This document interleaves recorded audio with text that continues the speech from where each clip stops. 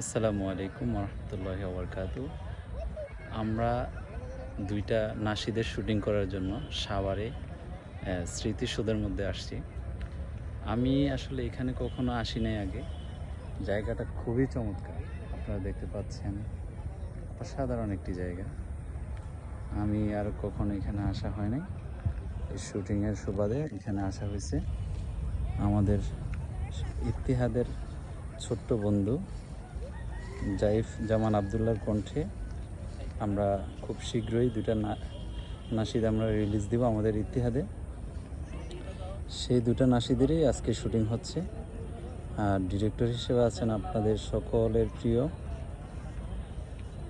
রাশেদুল ইসলাম। আর শিল্পীর কথা তো বললামই। তো সবাই আমাদের জন্য দোয়া করবেন যাতে ভালো কিছু হয়, আমরা ভালো কিছু আপনাদেরকে উপহার দিতে পারি। আসসালামু আলাইকুম ওয়া রাহমাতুল্লাহি ওয়া বারাকাতুহু।